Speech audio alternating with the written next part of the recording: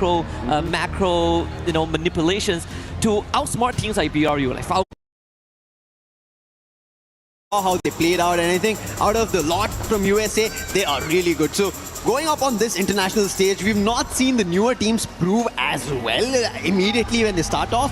But if they can, that tells us the competition is completely changed. Yeah, actually, it's quite the breath of fresh air as well. Yes. Right? I wouldn't have dreamed of having the stakes in Free Fire as well, but here we are. And also a fun thing to point out, a fun little detail that we actually both noticed at the start of the day is that the what do you call it, the shield where you put the key in. Exactly. Right? So there's the inscription in the middle, right? And it's written everything, nothing is gained, everything is earned, and it's inscribed in the native language of the team that won last year. So if you rewind or at some point you get a clear shot of that again in the center, you can see the writings is actually in Bastard Indo because he did win last year.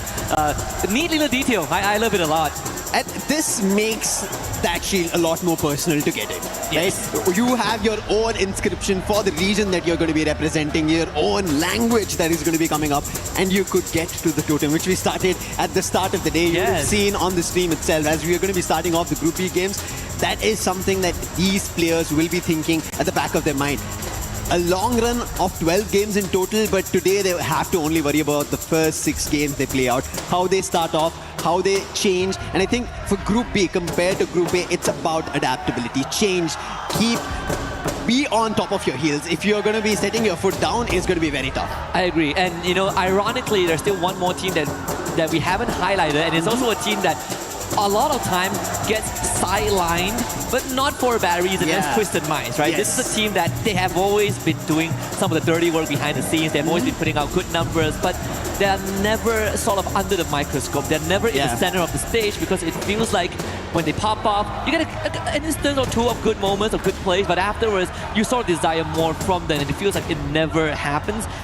And I hope that they change this year, right? Because this is a team that previously, when we still had one of the best snipers from Thailand, Saming on their squad, it is one of the deadliest teams. It is actually the first team to ever qualify for the Esports World Cup 24 in Riyadh. They were the first team to make it through under the banner of Reverse Raid, and then they became Twisted Minds.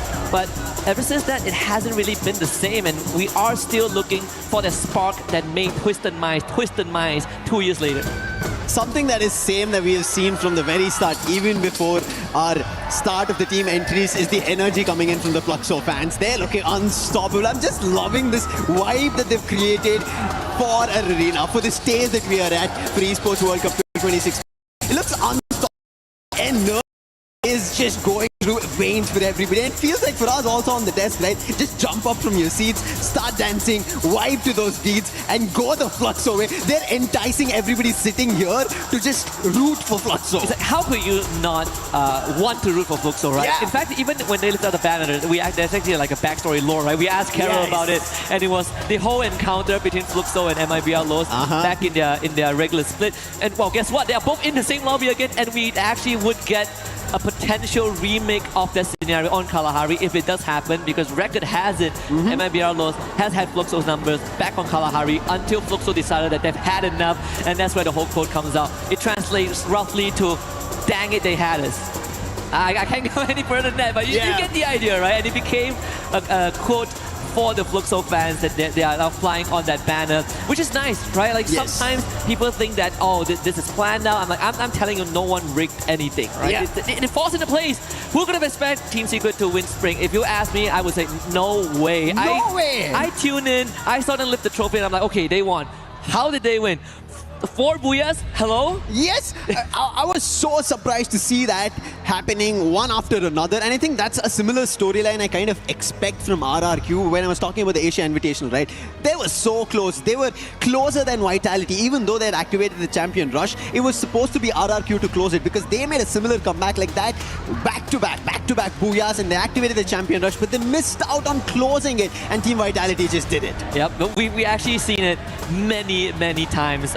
Even from a team that's actually not here, Team Onyx Esports, went back in Spring 2025. We know that, right? They won the Champion Rush when no one expected them to do so. Unfortunately, the 25 round wasn't that great for them in Riyadh.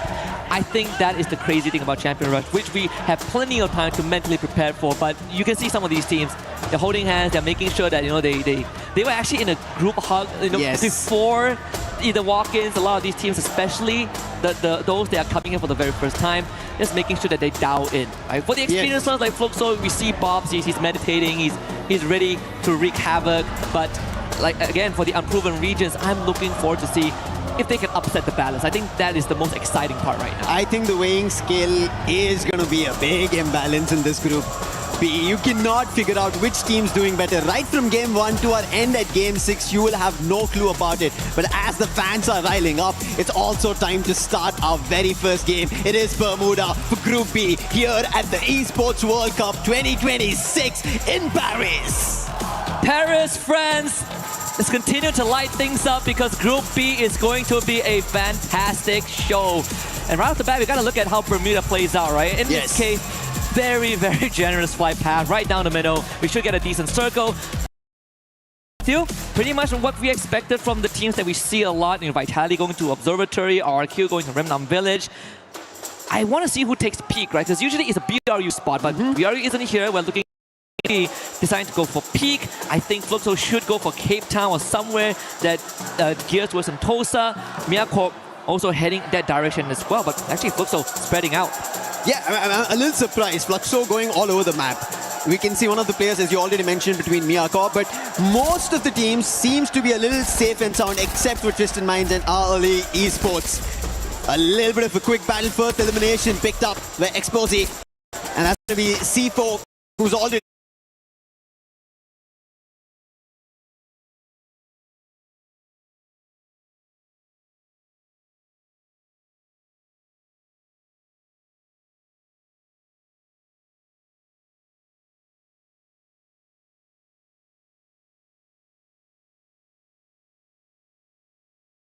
down, and that's going to be Al-Hali already in a disadvantage.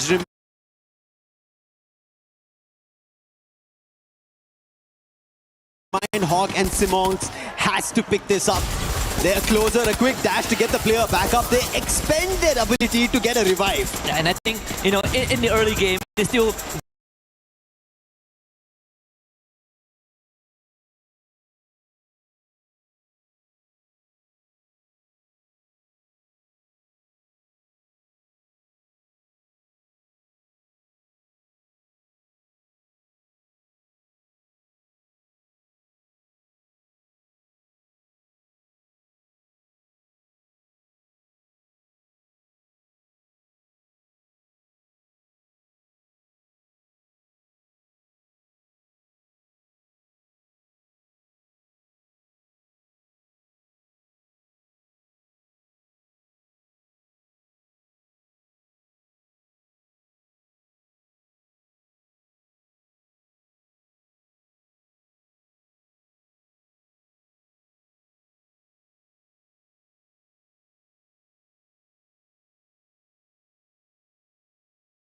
picks up Diamond, the man who troubled the nation added to the pool, and Total Gaming right at the start get a total of 6 troubling Twisted Minds. Yeah, took off on a sprint in a marathon and off to a great start. So even a revive would be an impossible task as of now. To make things worse, not much resources nearby that he can go for. At least no coins. This is what I was worried about. You did say, I mean, Total Gaming, they have something in store for us. Gives me back the feeling of what we saw from Gun Dynasty earlier on, right? It could be that run as we shift our focus over to Lion. Them against Soul, Vitality as well in their crosshairs. Sibang being forced out by the Riptide Rhythm. A couple of shots now from Lion. It's going to be Joker that finds that, but stolen away. SHUL Esports. That's Noor, the newest addition for the lot. And he has to prove himself on this stage, but now he gets taken down. It's going to be a trouble. He will also be confirmed. Bunny, he couldn't do much. The glue wall in front of him, Riptide Rhythm being used. Now he's going for the jump shot, but Joker surrounded him. That's not going to work out. Once more, Lion picking up another elimination on SHUL. So the start not great. Troll also down. It's all up to Jack, and he's making a quick run away from this fight entirely. Yeah, you tempt the Lion, you better be ready. And in this case, Lion were fully prepared to receive that hit. Especially when you're dealing with people like Joker, like Games Kings that we talked about, the young prodigy of Latam, Hacks as well. Sometimes forgotten in the wayside as Jack gets found, jump blast him in the back, and that's another point gone. Twisted Mind secures the second and they get a full revive, so the Bars get the job done.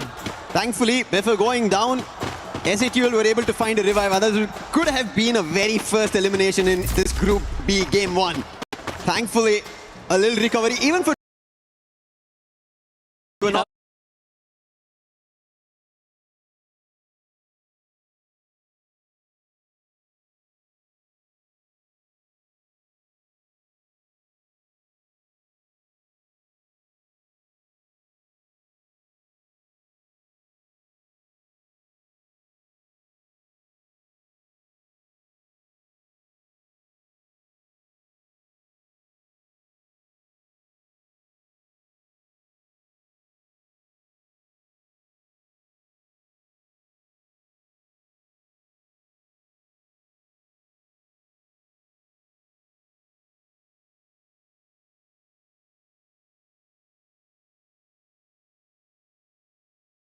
prepared against Total Gaming. Now they did find an elimination that they're happy about.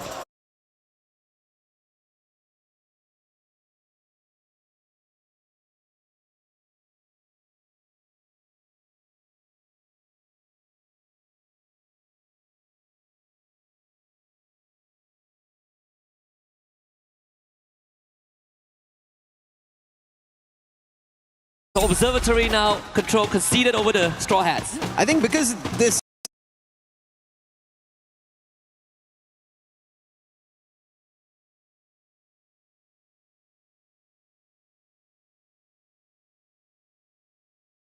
Observatory is around the edge, right?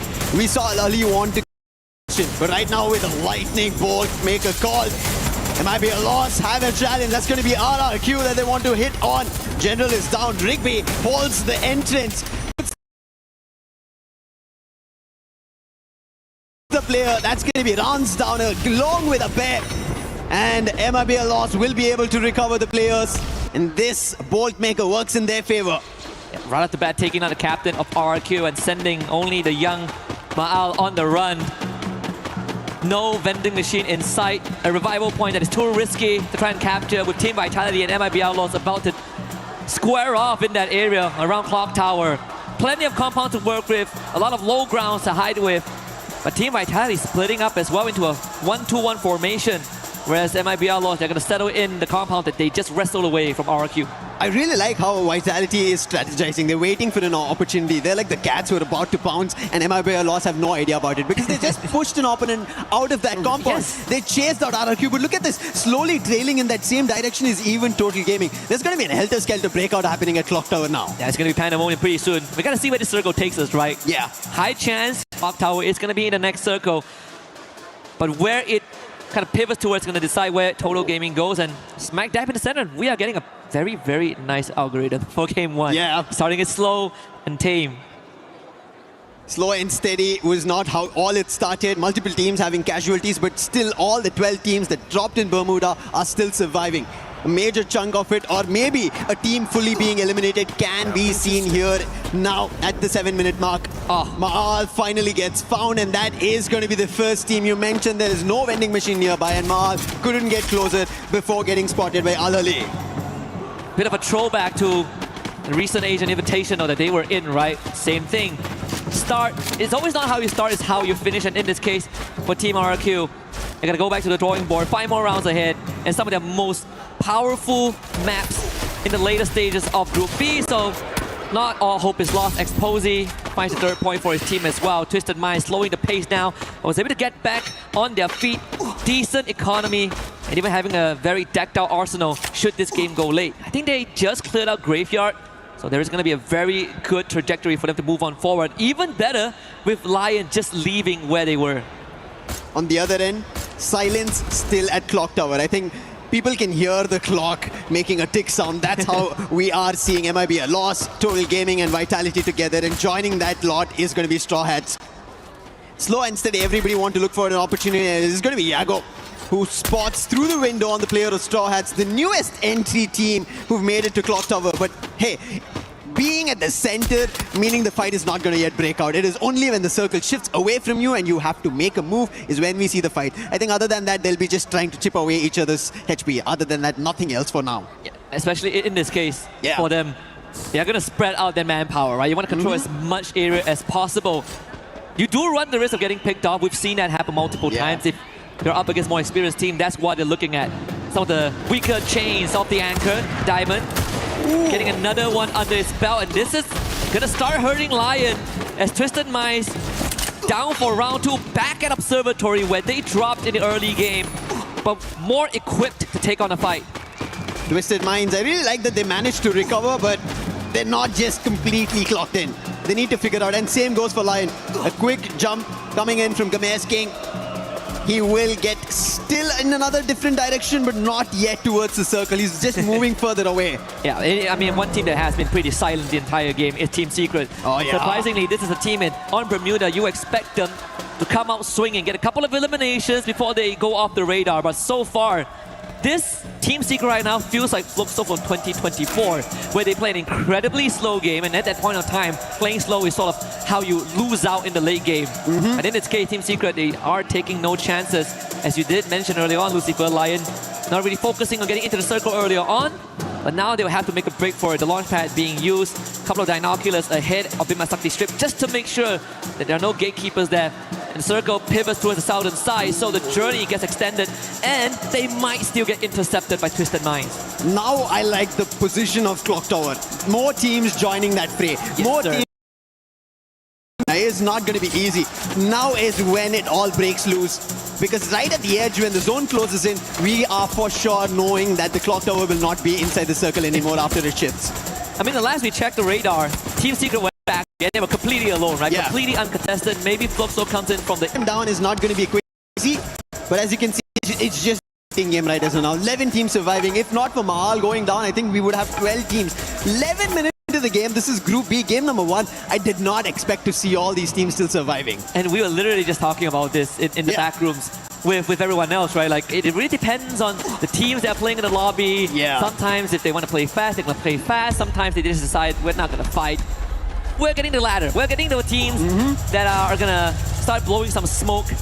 Maybe 30 minutes into the game, be still up. In this case, barring RRQ, who have been eliminated. But aside from that, it's going to get messy. And that also means this is an incredibly volatile late game. It is. Especially because we already spoke, right? Group A, we know teams are very familiar with the circuit itself. We saw a lot of Southeast Asian teams already taking control of it. The Brazilian squad of Loud also taking control of it. But here, everybody is unsure about the other team. They want to read them, and that is the reason they're taking so much time. But finally, Batsin, he finds an opening on Miyakop.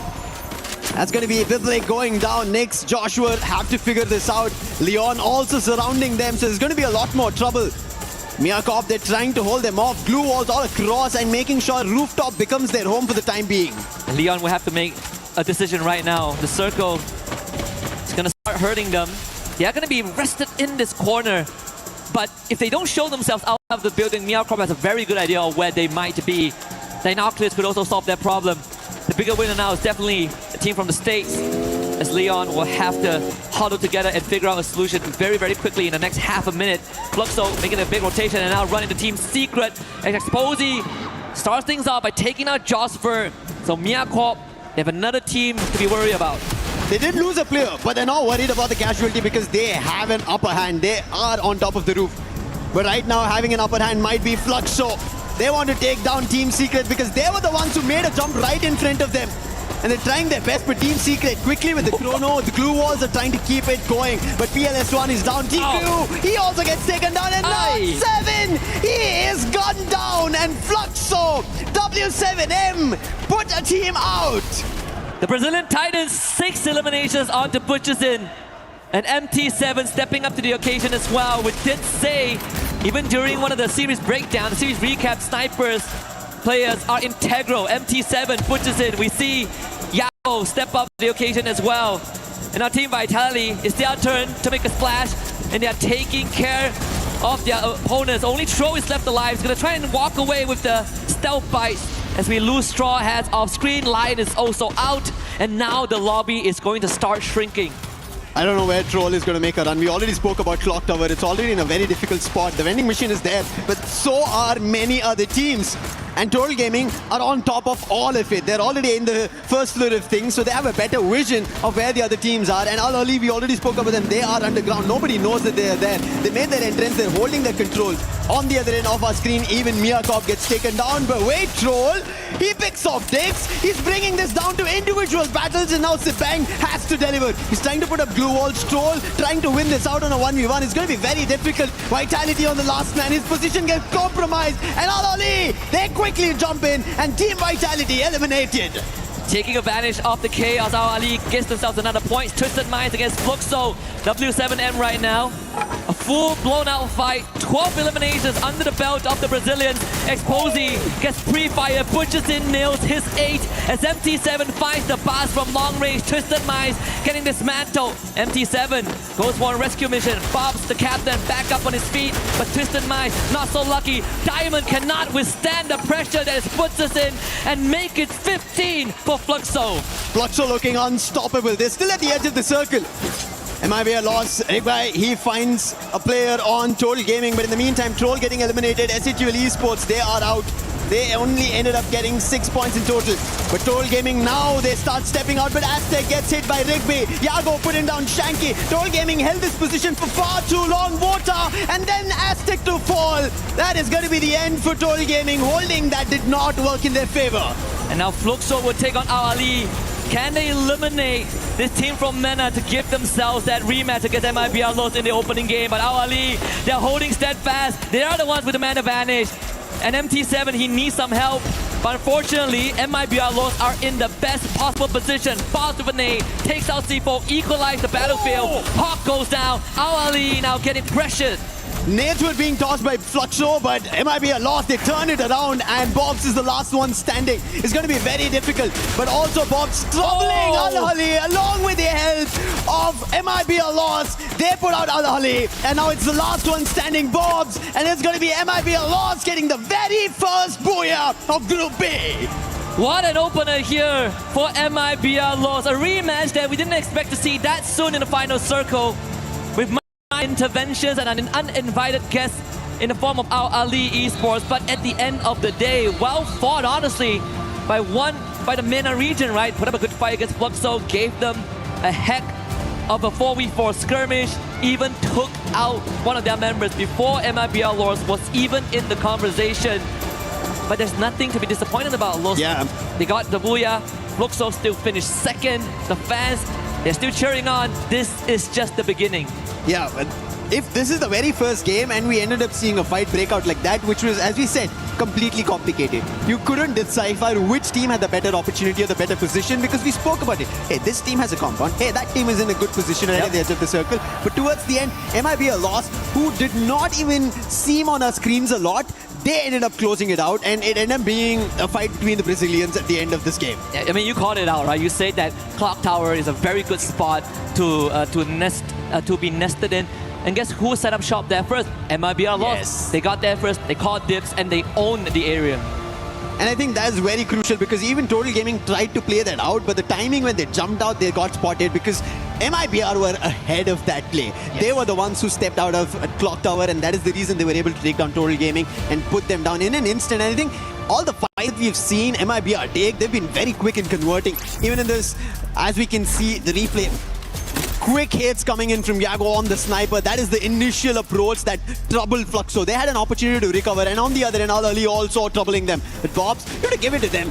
Last man standing over there, looking forward to extra eliminations, ends up getting 2 more, and that's going to be a total of 18 for the lot of Fluxo. Yeah, they get 18 eliminations. MIBR Los gets 14, and in a pretty ironic way, Bob's getting cut down in the hands of his former teammate Yago, who actually won 2023 together as well. So again, a bit of a bittersweet reunion on Bermuda. But what a start we have! I mean, of course, barring the fact that RRQ got wiped out first, which was an unfortunate circumstances. I'm pretty sure Conchita is losing her mind backstage. But we're gonna take a moment to breathe and let these teams get back on track. So we'll be back with you guys in just a bit.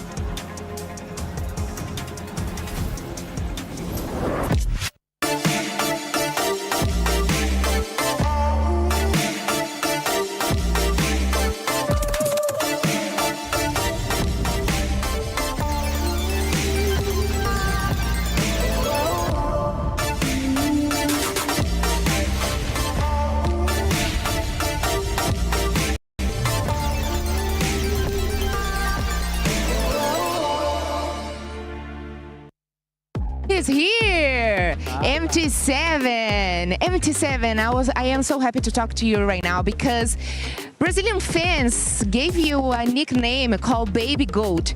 Do you really think you are a goat? And why you think you can help your team to win EWC this year? MT7, os fãs brasileiros te deram o apelido de Baby Goat. Você realmente acha que você é um GOAT? E como é que você acha que você pode ajudar o seu time a vencer o EWC 2026? Trabalhei muito, hoje eu me considero um GOAT aí do Free Fire, né? E, mano, pra ajudar meu time é naquela funçãozinha minha, né? Dar o suporte, derrubar o primeiro, o segundo, o terceiro, o quarto, fazer uns highlights maneiro. E é isso, é básico. Of course, I consider myself a GOAT because I have worked really hard through all these years. And of course, I'm gonna have a good performance to help my team to win EWC 2026, doing what I do better, being a sniper. Thanks so much, MT7, and I'm gonna see you during the match at EWC 2026. High five. High five. Bye. And we are back here, and right now I'm with RRQ Kazoo, Abai, and the coach Adi, who's gonna translate for us. Okay, so last year you guys were really close to the title. You finished in the second on standings. What have changed from last year to this year? Kita kemarin ada di posisi kedua. Chance apa yang mau kita bawa kemarin sampai sekarang? Mungkin 3 tim Indonesia bakal 1, 2, 3 lagi. Tapi yang pertama tetap tim RRQ. Yeah, we trust in this season. It seems like last season Indonesia still powerful, and we hope in this year team from Indonesia they still stay on top 3. Awesome. Thank you so much for the interview. We wish you a good luck during the matches, and I will see you there in the arena, right? Thank you so much, guys.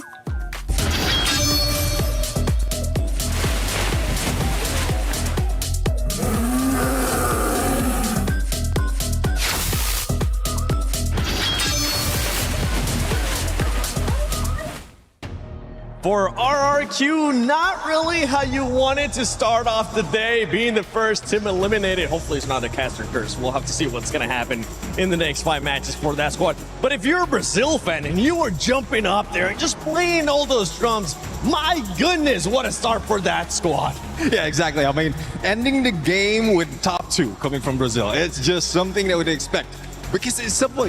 Like, Fluxo was dominating it in terms of numbers. Even when they jump in against the opponents, they just are aiming for those squad wipes. So, MIBR lost is a team that we didn't expect to get that booyah as well. So, they were just stalking, waiting in the shadows until that final pounce.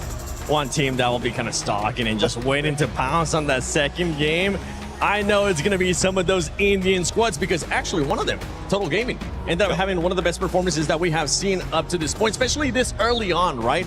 Out of the squads from India. But moving on from some of the other squads, one surprise squad, especially at the start, Twisted Minds. Oh, exactly. I mean, they're going back to the aggressive way. This is one thing that I was looking forward to every time I see Twisted Mind, is them to go aggressive. And even though they falter in the first view, and you did mention about Total Gaming, because Total Gaming is one of a few of those surprises. And it's not so much that they cannot get away from it. A vending machine is available, so they can always go for a revive. And Twisted Mind, they got 14 of the total points. And that's 12 points behind MIBR. Lost though, but it's still a lot when it comes to this group. It is a lot. And one thing that I know you're going to be happy, especially talking about Twisted Minds, is those eliminations that they were able to get, right? Yep. Because they ended up getting 14 points, like you mentioned, and 9 of those points were coming from eliminations. You're big on them, but I mean, we got to go back to Fluxo, because Fluxo, even though they don't end up getting the booyah, they do end up with 18 ilums. Can they maybe bounce back and go after that booyah? Remember, we had some squads earlier on get 3 booyahs in one series. Well, I do understand the mindset of Fluxo at this point, because from what we've seen in that game, like, it is a slow pace. Not so much of chasing that is happening. And I think they felt that they're not hearing all those gunfights, so they're capitalizing on, I don't know, some of the teams just slowly warming up. And then once they see a squad, that's when they use exactly the strength they have, like MT7 as sniper, to get information or get elimination. I mean, squads that you were looking at earlier too, Leon, I know was one of them. I know a lot of people currently watching at home is hoping that SAUL Esports does end up doing good. That squad ended up getting a total of 2 eliminations. We want to, come on, tell them that, Tim. We want to see more. Yeah, we want more. Bring us more. Because, I mean, I know this is the first day jitters for them, Yes. especially like second half. And we were talking about that on studio earlier. Wherein they've seen the gameplay for other teams. So this time, instead of just waiting for them to like using that tactics, they were a little bit shattered for the moment, but I think they can get back. I mean, coming into the second match, I really want to see RRQ bounce back. And it's based on what Conchita was saying earlier on too. We don't want to see them get into those jitters. We don't want to see them get into that choking mentality that some of these people are expecting. I think they might be able to turn it around. And I know everybody here is going to be ready to see who's going to be winning Game 2 of Group B. Thank you very much to Seven and Neptune. Yes, I mean, Conchita is right? We gotta see if RRQ can get out of that underperforming, that choking zone, right? Something that is it's a very hard C word right now for them because it has been plaguing them for very, very long, Lucifer. But when we look at Solara, I unfortunately have to put RQ aside just for a bit because I want to talk about Team Vitality. This is a map that they excel on. This should be an opportunity that they should close on. Solara, the smallest of all the games, the quickest of all the games, where when we compared Bermuda, right, there was a little bit of a silence in the mix. Now going and jumping down to Solara, there's an opportunity that everybody will be forced together, take that fight head on, and we might end up seeing it work out for Vitality, as you mentioned. It's going to be pretty important as well because for Team Vitality, they didn't get off to the best start, 9 points, single digit. But then again, it was also a pretty top-heavy game number 1 with both the Brazilian teams coming out swinging. Let's see if they keep the momentum, right? A lot of times, teams, they come out in game 1, game 2, guns blazing, they hit like a 30 bomb and then they gas out. And that's not really how you want. You want to be able to maintain and make sure that you don't overheat. And in this case, we're looking at both MIBR Lows and Fluxo. And in that case, mainly, I look forward to RRQ pulling off their best games. Because the first game in general games of all the performances I've seen coming in from RRQ, the very first game doesn't work in their favor. Every other game, they just pull off with a spree of eliminations. And something that also starts off for early compared to the previous game is finding the very first elimination by C4. And for MiaCorp, instantly looking for the disengage. Easier to pull off on a map like Solara if you are lucky enough to get onto the grind rails. You can't get away, but in this case, it might come down to Kapas, see if he can get a couple of pickoffs to just scare out Ali away, or if not, you're going to go into the contingency plan of just splitting up and cutting your losses. MiaCorp, in the last game, we ended up seeing being at the edge of the circle. They tried to play it out, it did not work out, and this waiting game troubles them. And there it is, another challenge coming in from C4, finds his second elimination here in Solara already. Literally say that Kapas needs to be the one that anchors down the field, but unfortunately, I think with him gone, MiaCorp is going to be at least put in shambles for now about cutting your losses. Team Secret make an early rotation. In fact, they actually caught water, so that is a confirmed elimination there. I think 2 under the belt of Hongam, looking for the remainders of Total Gaming, who actually had a great start in Game 1. But Team Secret, that started slow on Bermuda, looking to turn things up in Game 2, and that's number 3. Here's a knuckle sandwich and a triple for Hongam. And Team Secret are now picking up eliminations. They only had 1 point at the end of game number 1. Now they have already 3 added on. And Total Gaming, thankfully, they'll be happy that one of their players were at least able to run away from Studio rather than getting in the crosshairs of Team Secret again. And RRQ on the other end, they will be able to hold themselves off, get to elimination, and MIB are lost in still trouble. And moving up, Rawan, I think he, yes, has the max 7, but can he find the knock? He's trying his best, but it's not going to work out. Players are surrounding him, still be able to dabble with 1 knock, but will not be able to confirm for the time being. Yeah, completely outnumbered. Fluxo against SAUL. Going even so far, Butcherson and Giu both bleeding out, and Giu is gone, terminated in this battle. As the Captain Boss comes in, Tro with a shot! An instant disengage there, but damage is done to the Brazilians as Tro T7 calls to get out of there. That was a big recovery coming in from Troll. He's a very crucial player on that sniper and always delivers, and this is one of the moments for him to highlight himself. But on the other end, Twisted Minds and Straw Hats as well did not have a great game. Twisted Minds at least recovered, but for the time being on the deficit with Exposy going down, They have to figure out how they fight out with Straw Hats. And Straw Hats, they need numbers, they need eliminations, something that I had expectations on, and they've not yet delivered. It's just one elimination. And made worse by losing Exposy to RRQ, who popped him from afar, and that means the Straw Hats actually have a numbers advantage. Shocked is gonna shock Diamond with that one. Distant Minds down to 2. And Straw Hats now have a very good chance of taking over. But with RRQ taking out Exposy early on, they're gonna come in as an intervention as Jump is already out of there. So now RRQ is Straw Hats' problems. And it is happening already. RRQ with confirming eliminations, they're taking down players from Straw Hats, and Straw Hats are in trouble. How do they recover from this? He is questioning who just challenged them. And it's not going to be an easy challenge. Delivery coming in on the Mac 10 from a bear. He puts the player down, and who will look forward to a revive from one of his teammates. And the rest of Straw Hats are already booking it out of there. Very easy way to navigate from this area. They was doing just that. Straw Hats should be fine. A couple of Arsenal nearby, and a revival point in the vending machine down the road. Team Vitality on the other end finds themselves Mia Corp again. Koja trying to pelt down the members of the USA team, but so far the glue walls have been nice. Team Vitality receiving some resistance from Mia Corp, and it's Biblik that takes out Joe. Not the best coming in from Team Vitality. Even the game 1 start, they were caught out in a 3v1 and they lost to Troll, ending up at a 1v1, and Ali took their last elimination. So not sure of how they play this out. When you already mentioned, we spoke about this. This should be their map, their match. They should try to get back points, get to the top of the charts. But looking at how the play of this game is continuing, I don't see it happening anytime soon for Team Vitality. Which is the craziest thing, because statistically they're technically not the best on this map, but whenever we get to that map and we look at the stats without Team Vitality, they step up. It's kind of a sick joke in a way. Yeah. RQ Kazu having their captain kept alive by a bye, but someone still needs to go retrieve him. And there it is, back up on his feet. And RQ with 6 eliminations under their belt.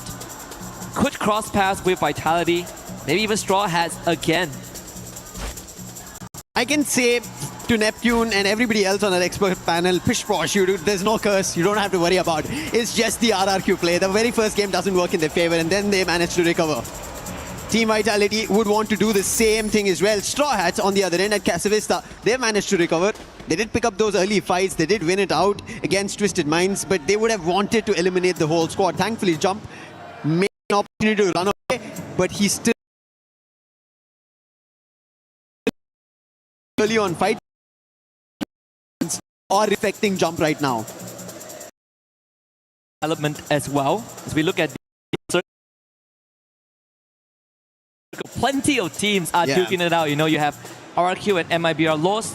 The eastern side at Delta Isle, Team Secret and Lion on the western side as well. But I think Lion are looking for a disengage. They've already sent one of the players out to a vending machine to get those revives going soon as they start dropping bodies. And I think Games King is going to be trapped in quite the predicament. Team Vitality out in the middle in Archway, and actually getting a pretty good area to hold on to.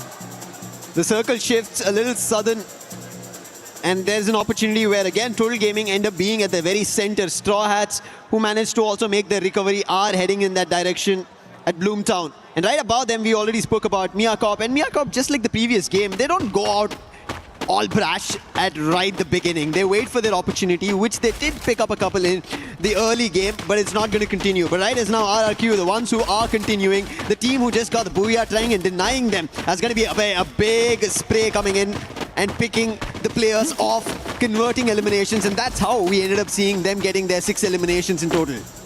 A way better spot than what we have seen in Game 1. I mean, anything that is not last right now is better for RRQ.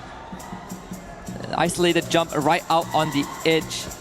And unfortunately, the same predicament as RRQ from Game 1, no vending machine in sight. And no coins. No coins. There is one on the radar, but like you said, no resources to bring his teammates back. He actually just picked up a pile of it. Yeah. And that could be the game changer if MIBR Los don't spot him. Fluxo on the other end, they have an opportunity to spot a player from Lion. Sneakily hiding in the time being here at the studio, and there could be an opportunity that they start off a fight that Lion are not prepared for. But I think Hax has an idea. He knows he's caught out between enemy land. He's not sure if he should head out, and put his head there for a fight, and that is the reason he's just holding off until the players move out. But moving in for Team Vitality are going to be Al Ahly as well as Straw Hats. So something that they have to wonder about and change their pacing.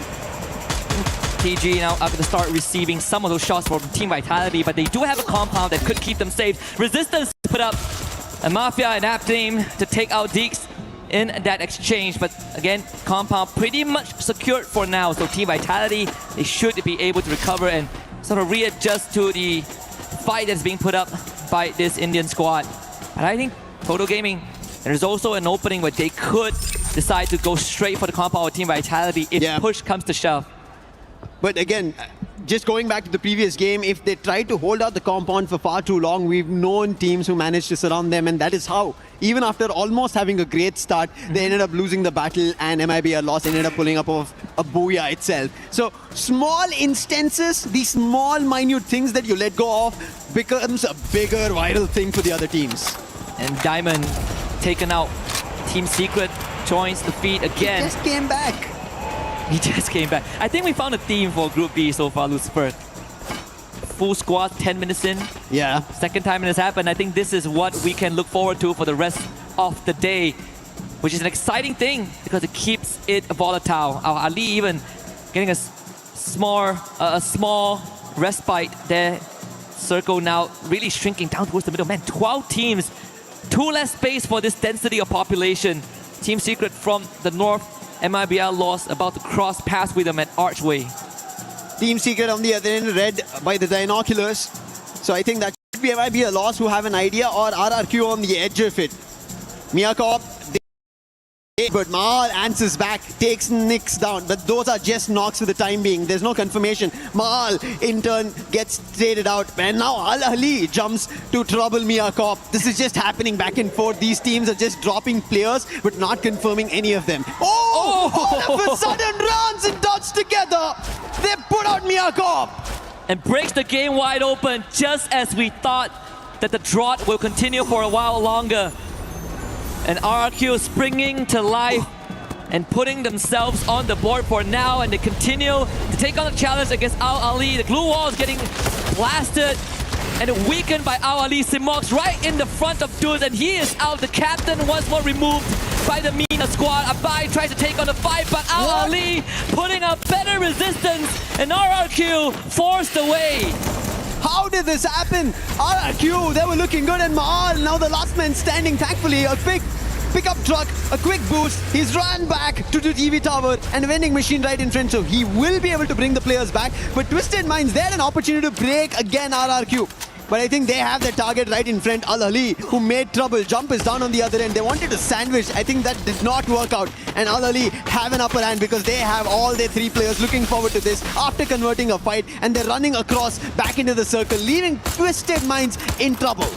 And Al Ahly able to sneak past Twisted Minds as well. They poke for it. RRQ, they get the full revive, but the boss was laying in wait. Duz, he just came back and he is removed from the equation again. So RRQ playing from behind, and everything is on the shoulders of Ma'ao. He needs one more on the diamond, the AWM. Just enough to put him down so Abai can finish him off with the Mac 10. Chrono Dome is out, but the boss is Sin, and Twisted Minds continues to put on the pedal. RRQ getting trouble back and forth. They're trying their best to recover. It's not working out in their favor. It was Al Ahly first and now Twisted Minds. And Twisted Minds in this game especially are able to hold themselves off. Team Secret on the other end have been just watching this action, teams moving around. Now they have their own opportunity. Mahal, he needs to run back, but he only has 400 coins. That is not going to be a full recovery for him. He wants to look forward to a knock or an elimination, but he doesn't have enough time. And with Mahal going out, the zone doing the damage, RRQ are done for here in Solara. Isn't pretty in terms of placement points, but at least eliminations. They ran away with 13, and that's going to fill out that booyah for a little bit in equivalence. As we're now checking on Straw Hats against Fluxo W7M. Pushes in right to the window, has the therapy with him. The Cassie by his side along the classic to go up front, up close and personal. Tro from afar actually taking out Straw. So Straw has attention being divided. They need a bit of help, but it seems like this sandwich might be too much as SAUL and Fluxo W7M are going to be their undoing. Straw have been wiped out. That was an opening for Fluxo, and they're going to be happy. They put Straw Hats completely out of the game. SATL Esports ended up becoming a wonder of a blessing for them. That is added on eliminations. Yes, one of the players got one elimination on Straw Hats, but the other three were all taken away. Now Team Secret want to do the same thing. They have a total of 11 eliminations right at the edge of the circle. With the same position even goes for Twisted Minds. And that is the reason we can see the inclination coming in from Team Secret to take out Twisted Minds as soon as possible. And it has been working wonders for them, right? They picked up the pace. Game 1, they played slow and they fell in the hands of Fluxo. But this time, they amp up the tempo a little bit. And Fluxo, surprisingly, doing the same. But the eliminations hasn't been reflected just yet. We're still looking at 5 for now, but with 8 teams remaining in this lobby, there's a very good opportunity for some of these teams to rack up a couple more takedowns. And SAUL is one of them. But Tro getting pinned down by PLS1. How did they get out of this predicament? The blue zone is behind. Team Secret is in front. And it seems like it will be easy pickings, like shooting fish in a barrel. Twisted Team Secret with 13. Twisted Minds, they are also in trouble. But Exposy, he wants to trouble Team Secret. While they did pick up eliminations, they're looking good. But Jump's been lost, the man who brought the players back up.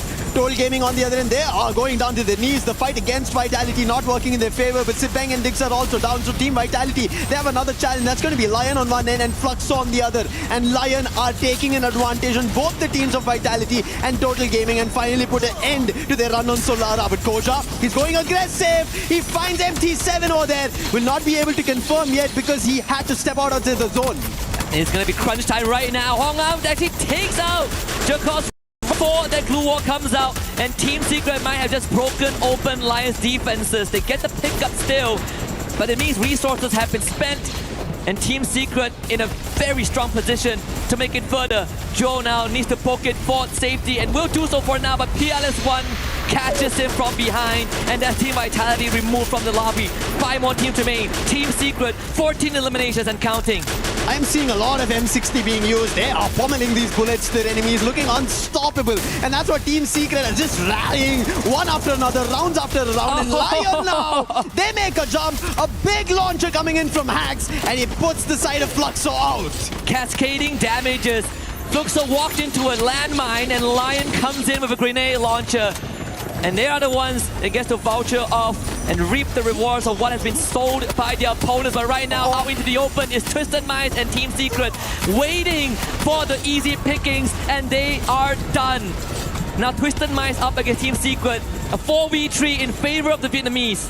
Team Secret, we're expecting for them to start off on Group and Game 1 itself here for Group B, but they figured out how the play was from every team, and now with 16 total eliminations, all their 4 players standing, they're looking forward to a booyah. What they did in the SCA Grand Final Spring, they want to start off just like how we ended up seeing Evo's Divine. It seems like Team Secret have found the secret recipe. And this is the identity that has been missing, same as Twisted Minds, who are still looking for who they were back in their prime, but Team Secret roaring to life. Led by some of the brightest stars, T-Quay out in front, Ngan by his side, right the corner, dropped it onto the pass to narrow down the battlefield. Exposing next on the list, and Diamond will be dispatched in just a moment. T-Quay around the corner, Team Secret with 19 eliminations and a booyah. This is a big game coming in from Team Secret, and especially for Vietnam itself, to see their squad after just pulling off the SCA title, and now they're pulling it off here in EWC, here in Paris. If there's any doubts whether Spring was a fluke or stroke of luck, this should quell some of those questions. There's still more to be proven. This could still be the stroke of luck that people have been forcibly saying is part of the narrative. But if there's one thing there's a constant, is that Team some of the most gifted players. Since T-Quay joined the squad, they have been not the same, they have been different, but in a positive way. And in this case, even our side reporter, our colleague Yun Su, is going to be very happy with the turnout. Last time a Vietnamese team was in EWC, it was back in 2024 in Saudi Arabia, Riyadh. That was PE Sports, but they had... I mean, there might be a loss or Fluxo happening. They did not. They held their fort. They knew where the circle was shifting. They gave that time. They knew when they strike for a booyah. an eye for opportunity indeed. And that is perhaps the secret recipe. That's what's going to carry Team Secret. While you're looking at the SEA, I want to look at the South Asian team, Straw Hats. I did have high expectations. They should have started off really well, but it looks like they find initial fights, eliminations to convert, but then instantly when they get a challenge or forced to take a fight against somebody, they're not ready for it. And that wary situation of the unknown, they're not ready for it. Same goes for SATUL as well. Individually, we saw Troll, the magic coming in on the sniper. He is just too sharp so far. But as a whole squad, they're just not in the position that they want to feel comfortable in. And I think it's just about getting that polish, right? Making sure that all the cogs turn in the same direction. I gotta give a special shout out to Al Ali Esports. Oh, yes. They had some great moments. But they were the ones that brought for of in cross that was instantly converted by Lion right after that, thanks to that RGS from the side of the Latam representatives. But Ali, this is a team, the banner might be new, but the players have been here for quite a while. Reminds you folks, they've had a couple of attempts, so I can't they have left to show. For now, we're gonna get a and we'll be right back with more Free Fire action.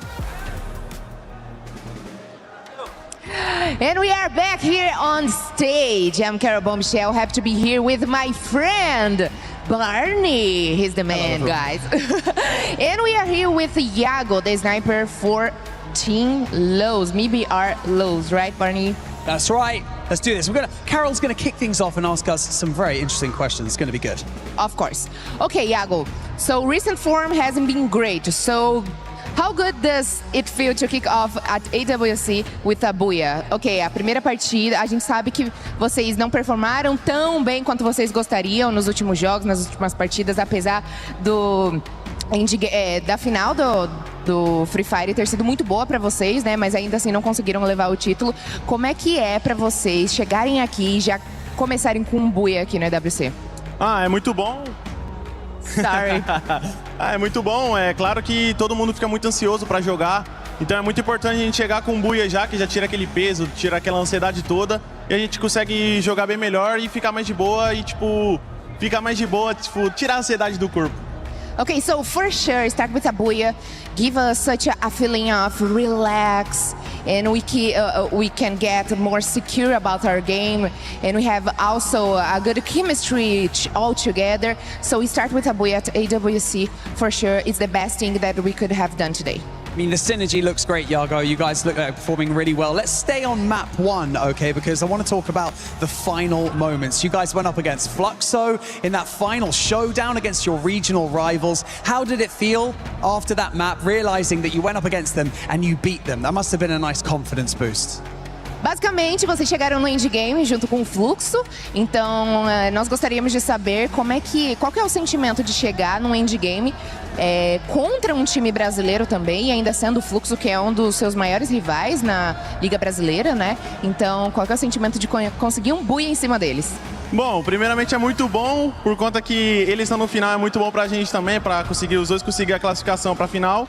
E também é muito bom, né, ter aquela rivalidadezinha, tipo, do BR. E continuar aqui também vai ser muito bom e, se Deus quiser, disputar também com eles também. For sure, it's really nice to have a Buia over Fluxo, but most because it's really nice to have Fluxo in the end game with us, because we are, in the end of the day, both of the teams are Brazilians, and we do get good points together, but also we have this rivalry back in Brazil, and beat them here at the EWC feels very nice. Okay, Iago, for us to finish, you are known in Brazil as Thanos because of all the championship rings that you have won. Would you add a AWC title, take your legacy to another level? Você tá ligado que você é conhecido como Thanos no Brasil, né? Então, você acha que você garantir mais um título, especialmente do EWC aqui, ajudaria o seu legado a ficar cada vez maior? Com certeza, meu legado já com certeza é muito forte. Ganhando a EWC em si fica inexplicável. Para mim já é muito inexplicável, mas é um grande sonho meu também, sonho do meu time em conquistar a EWC. Okay, so win EWC definitely would add up at my legacy. In my legacy, of course, it will make me stronger in Brazil. I will have a stronger image in Brazil and in any another region that plays Free Fire, but this is my dream. I want to win a EWC. That's definitely my dream, and I will help my team win a EWC. Well, after that first map, that dream come true. And with that being said, we are going to head over to a very, very quick, well, we're just going to head over somewhere. We're going to come back very, very soon. Thank you so much for checking us out. Thank you so much, Yago, for joining us in this interview. We'll be back right after this.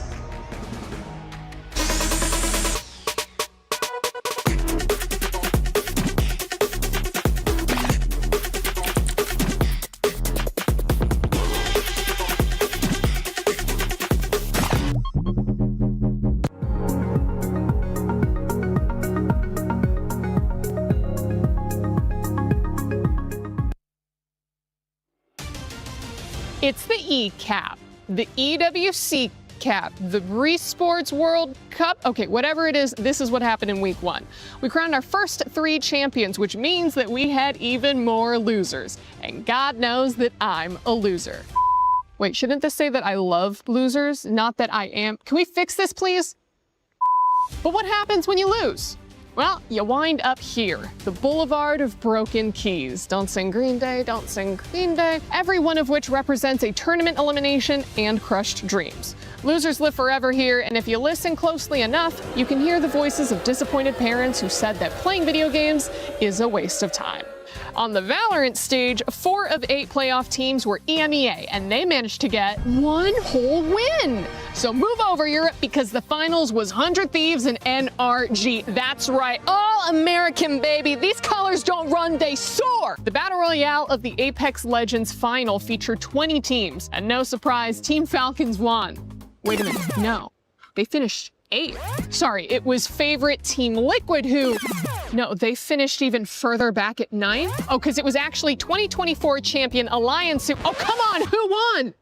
Unlimit? Sorry if I'm saying it wrong, but like most people, I've never heard of them. They beat every top contender to become the first Japanese team ever to win ALGS. This will also help them on the road to winning the club championship. Nope, never mind, that's their only team, and they're not even registered for the club championship. Still, my Japanese heritage is proud that we can produce both esports winners and heated toilets. Dota 2, or Dota Duh, as it's called here, started its first week of play with solid competition from... Sorry, actually, nothing of note yet. I'll have more on that next week. And finally, things were heating up on stage at Fatal Fury Wolf City. And I don't know if you're picking up on the theme here, but Dark Angel fought his way out of the losers bracket to top the regional favorites and get another win for North America. If only the Football World Cup had been so kind. Well, guys, what is happening? 3 tournaments and 3 new champions, no title defense, no favorites able to compete, and all underdogs at the top? I'll tell you what it is, because I've said it before and I will say it again. This tournament is about the losers. See you next week.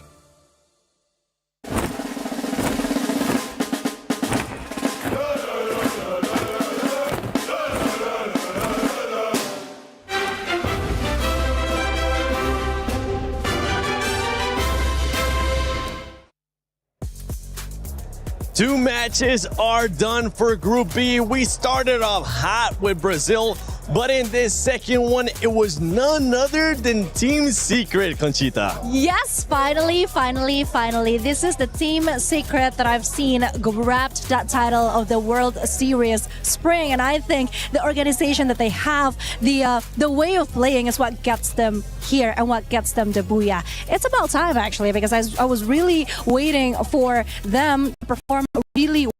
Did not disappoint. For Hong Am and one team that I know you were keeping a close eye on, Lace, is none other than Twister Minds. I mean, this team, I guess if we take you back sort of to the online, didn't look too great, okay? Not looking too hot, but... You know, they had a roster change, bringing in Diamond and X-Posi, and this was like almost caused a 180 for this team, and they are now in smash had to go through on the eastern side. They had to sort of get away. And not just get away. Did you see that zone pull once in that final circle? I mean, they were sitting pretty. I was bound to see sort of a win there, but look, they did only have 3 players out of the 4, whilst, they're going up against Team Secret with, their whole entire squad. But the ability to adapt and change from Twisted Minds, don't leave them out of the conversation, guys, because they came to play, even in match 1 with like their 14 elims. They are.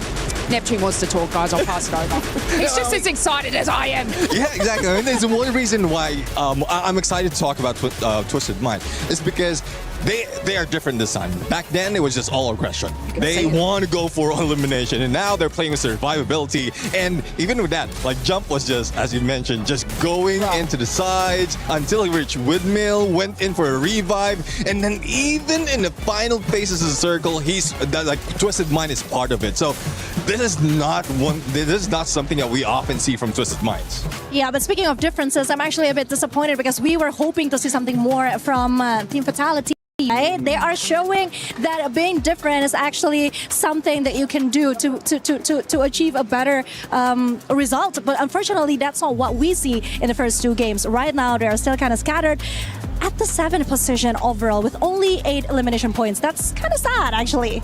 Yeah, maybe they'll be able to turn it around. I mean, they are practicing something new. We were kind of hinting at it too. We didn't really know how it was going to go. Could have gone great, could have gone bad. But one team that did have a great performance there in that last match was Al Ali, Neptune. Mm-hmm. Yeah, exactly. I mean, they don't really expect that kind of performance, though.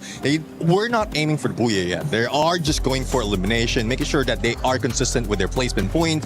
And there was we're seeing a similar pattern here. For those who are taking the top of the board, just stay silent, make sure that you can go for elimination, aggression from a distance. That's what I can say. Go for those elimination out of the snipers. Just capitalize on that. I mean, Solar is one of that map, though you can move fast because of slide rails, but there's also a lot of elevation that you can work with to get all those eliminations.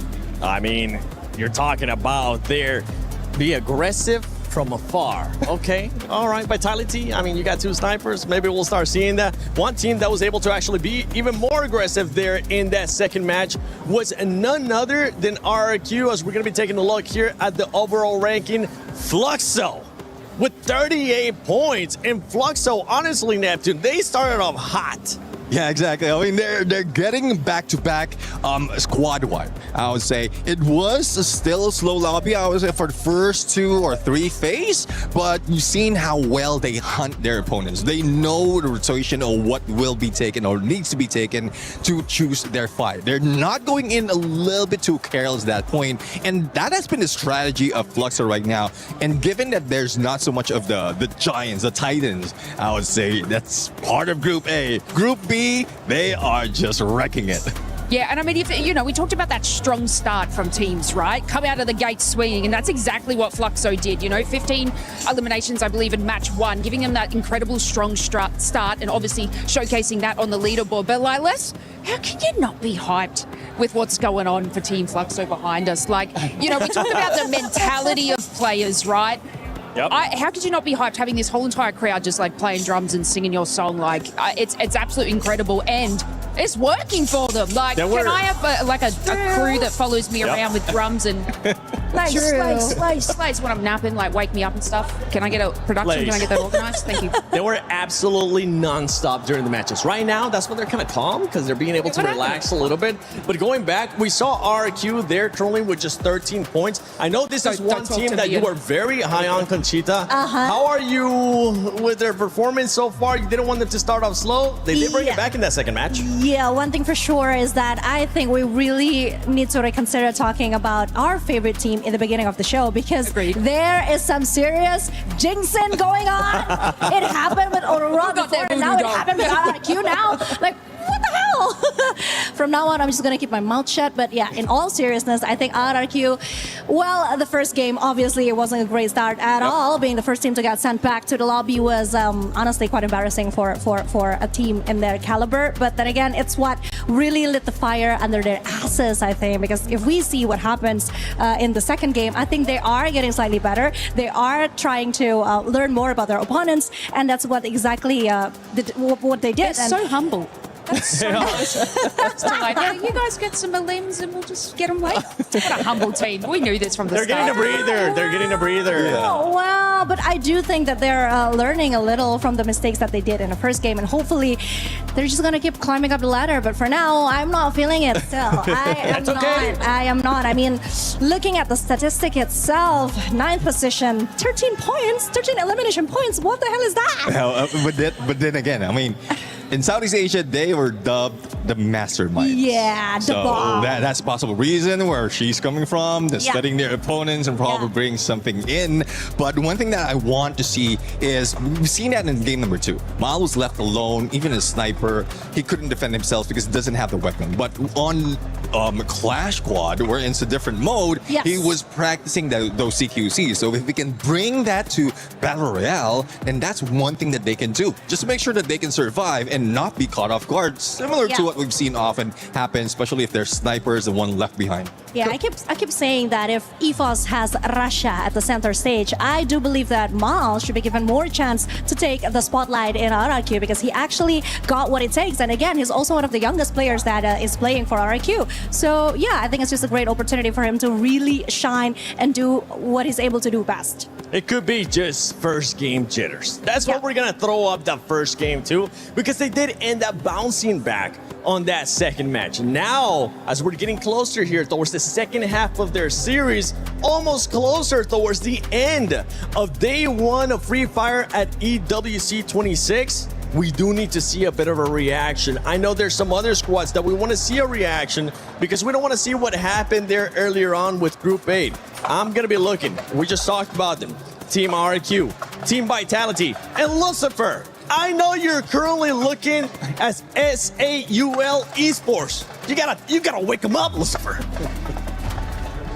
Indeed, I agree, Seven, that SAUL Esports have to pick it up, because Troll individually has done big, but I think the entire name of the game, at least in Group B so far, is that you have to adapt. We ended up seeing Team Secret, who were very silent in the game number 1, instantly adapted to game number 2, and now they're all in, got their booyah already. Even Twisted Minds did not have a great start. But on the other end, Fluxo. So far, this entire lobby of Group B Husky hasn't seemed wayward running away from somebody. Yeah, we have slightly tighter margins, right? Like, it's not like after game 2, we see a very top-heavy lobby, which is very good, because I think even up to the 7th and 8th spot, there's a pretty good chance that they can make it in the top 4 by the end of this evening. Speaking of which, I do, want to bring out some of the points that our experts have kind of put out on the table.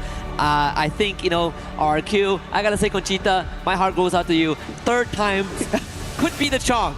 Could be. It could be the charm. Vitality, though, that still looking for that magic, right? Again, I think Solara has always been the map that I look forward to for Team Vitality, because I feel like that is sort of what is going to light the fuse for them to come online. But in this case, it was completely extinguished in the mid-game, and now it begs the question of where else is Vitality going to able to kickstart their engine? One thing that we know, where we are heading here for game number 3, that's going to be towards Purgatory. Whereas heaven or hell, it's time for teams to show up.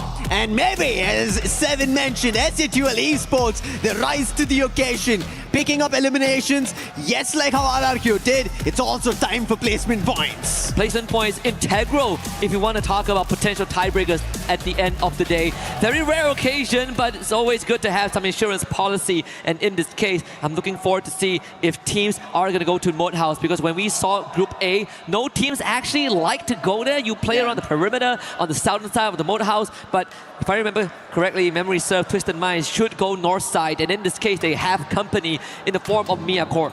Now, Mia Corp have not had a great start so far. They're looking at around 6 points, similar to what Straw Hats. I think these are the only 2 teams that are a little bit of an offset compared to the entire 10 lot that we have, who are looking closer, tighter, as you already mentioned, and the fight already breaking out between these 2. Looking at it, Twisted Mind should have the upper hand, and there it goes. Diamond, he already gets the opening. And that's the very first elimination. But a quick answer back by Nyx. But can he pick up the elimination? Can he confirm it? That's going to be crucial. Kappa trying to use the chrono and confirm the elimination, but it's not working in their favor. They're about to lose another, and Kappa also goes down. More players from Mia Corp dropping one by one in the hunt for just to pick one elimination against Twisted Minds. But finally in the opening, Diamond is down and Nyx answering back towards the sides of Twisted Minds. This is going to be a tough one, but Jump actually gets eliminated by the AK-47 of Nyx, and he comes out Prevail.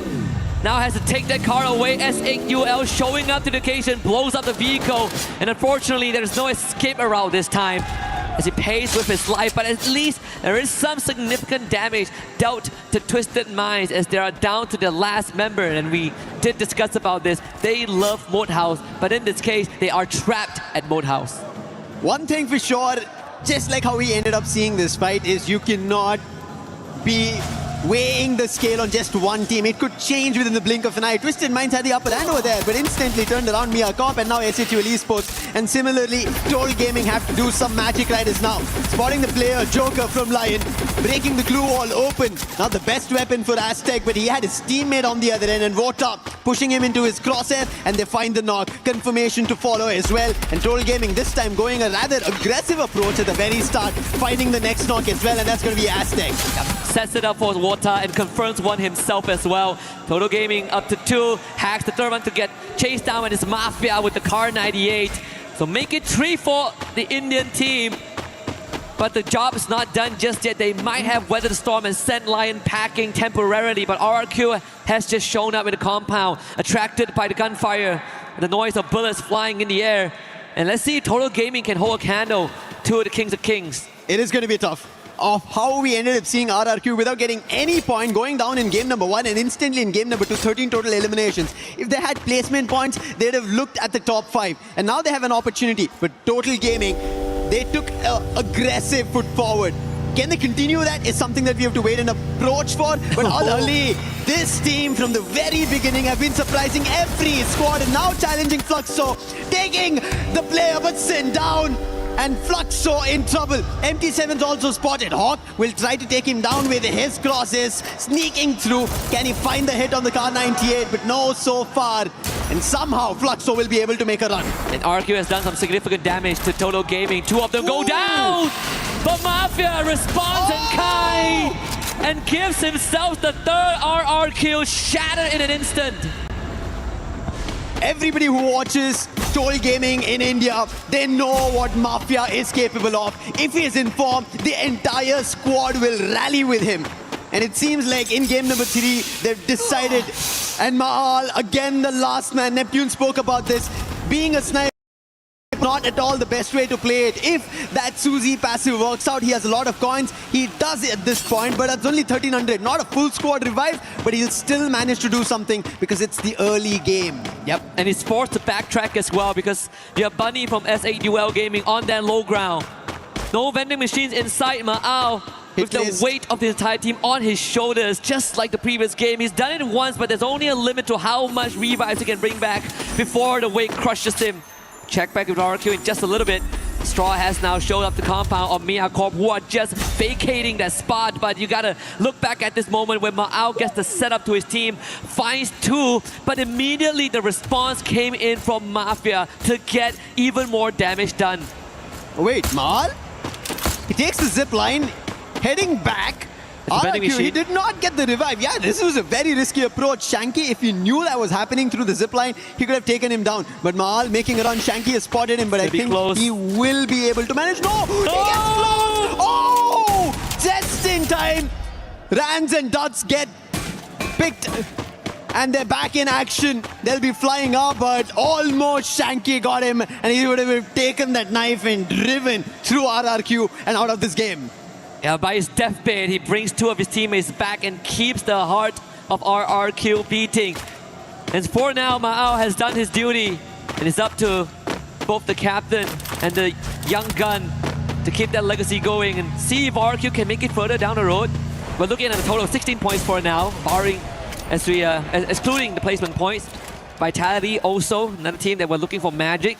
And I can't believe I'm saying this, Lucifer. When we came into today, and I thought that EVOS is going to be the team that struggles the most out of the 3 Indonesians, but that was not the case, right? EVOS, even though we've only won Booyah, did finish top 4 in Group A. And right now, it's Team Vitality who are struggling the most. I think we were having this discussion, right? When we were talking about maybe They also themselves were telling us that maybe it was just an experimental phase down in Right. SES Spring. And it actually looks, they are able to deliver results here on the EWC stage.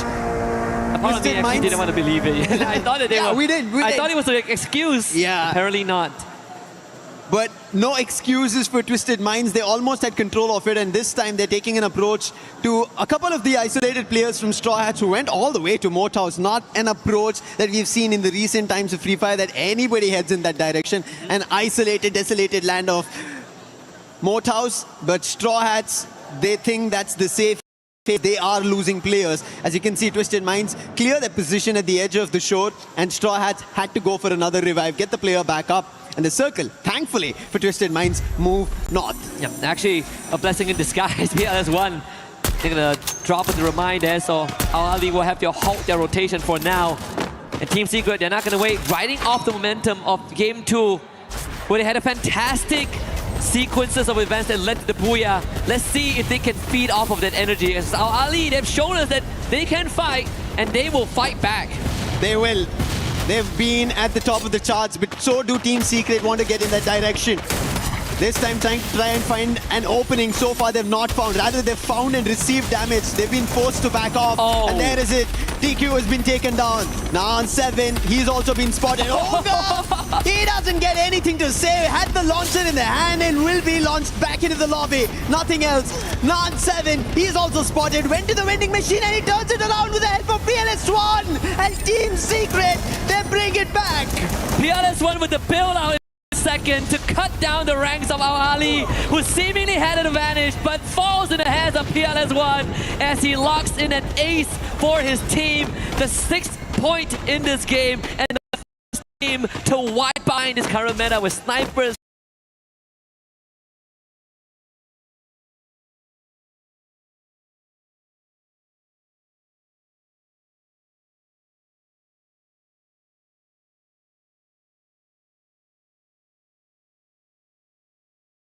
Able to work magic. Exactly.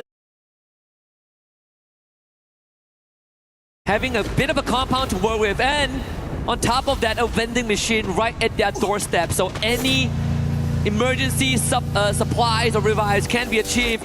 And Fluxo now going to step on the gas. PLS1 out of there with the launch pad to reconvene with the rest of his team and complete the rendezvous. So dodging a bullet, but putting themselves in the vicinity of Twisted Minds. But fighting one team is better than two. Fluxo could take this opportunity to get a couple of free points. That was one of the smart moves coming in from Fluxo to make sure that they go behind the sniper and not give him position. And now Twisted Minds have the advantage of it because all the players from Team Secret have been crunched. They've been forced to be together, and Twisted Minds like this. Diamond on the flank. He spots the players, but no. Fluxo, KO! He puts Diamond down from afar. This is the problem. When you let another team take control of a position, especially in the circle, they feel a lot more confident.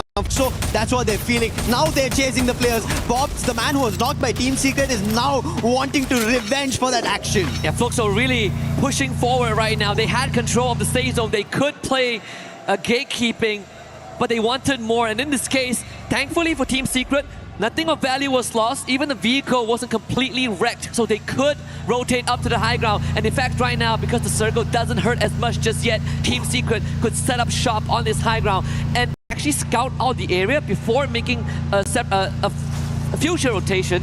There's also a zip line that they could utilize in times of emergency.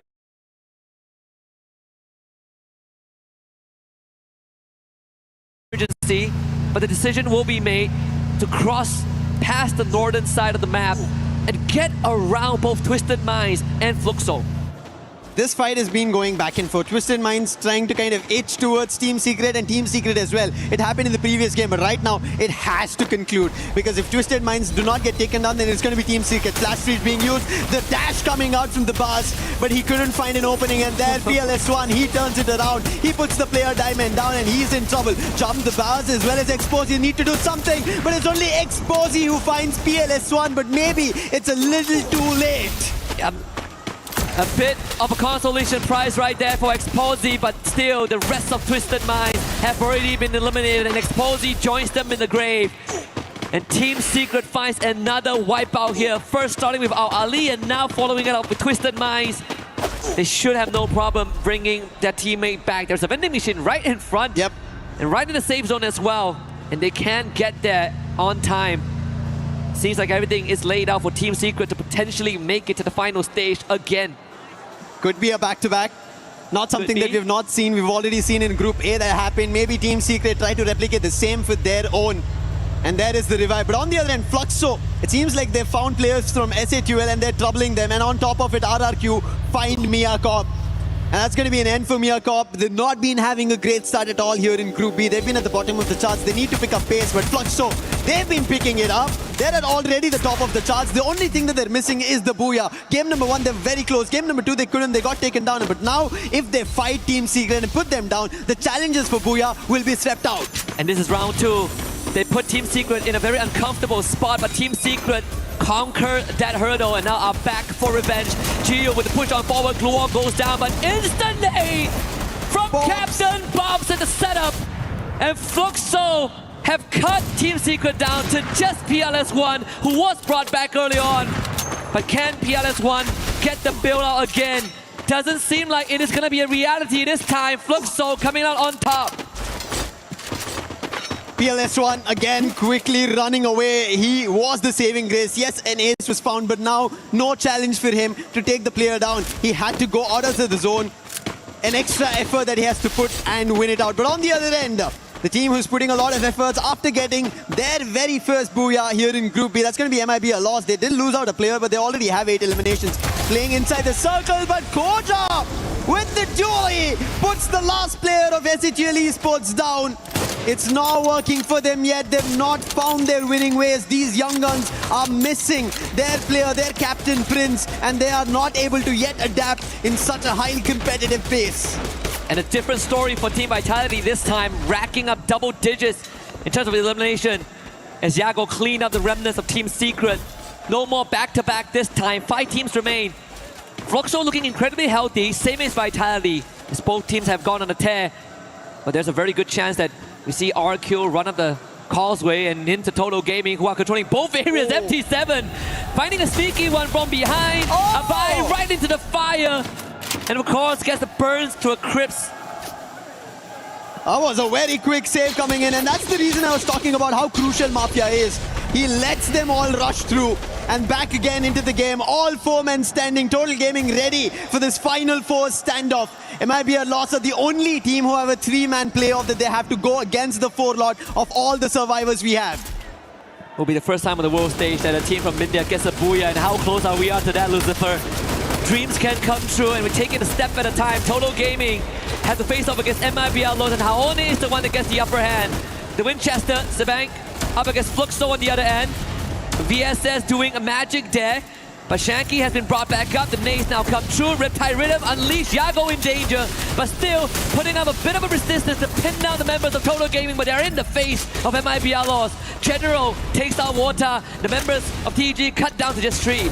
General bringing it down to a 3v3, troubling Total Gaming, and now Total Gaming with the zone closing in. They are forced out of space. MIB Outlaws are able to hold their own as they get taken down by Yago with the sniper. Confirmation coming through. Shanky a little too late to just find a knock there. And MIB Outlaws for India, who wanted to see if there could be Booyah, they put those dreams to rest for now. And MIB Outlaws are not stopping there. Yoga again once more picks up on Godzin. That's going to be on Fluxo, and MIB Outlaws might be looking forward to another Booyah. And Yago already at 7 total eliminations. And Cole just speeds up that process.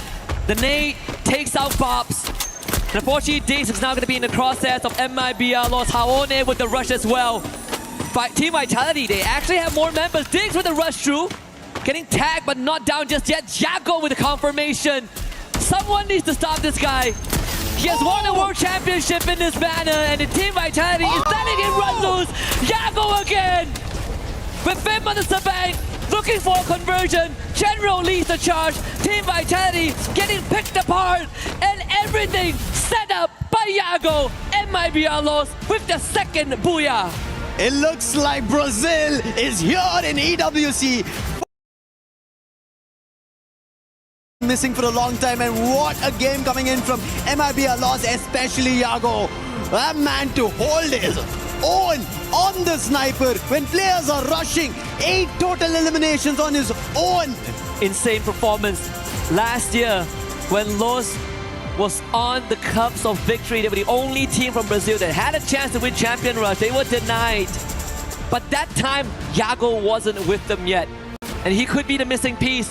He was what won Magic Squad that FFWS Global Finals in 2023. He was the one that showed that Skylar still has value when everyone else has forgotten about that character.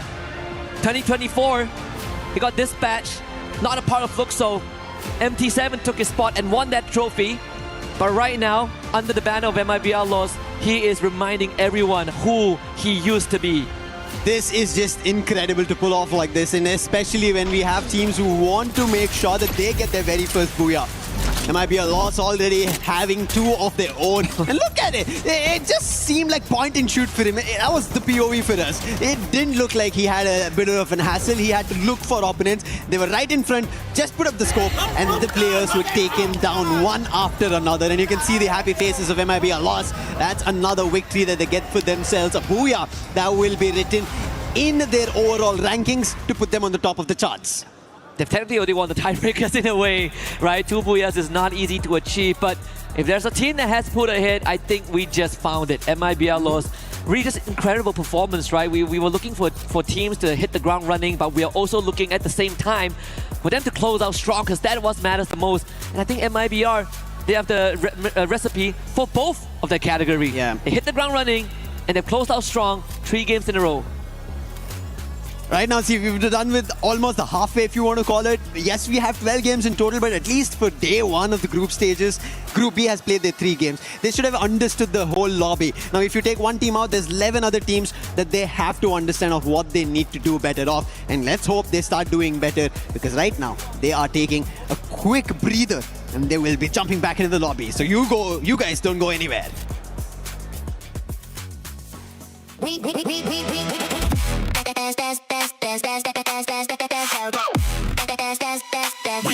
Esports World Cup.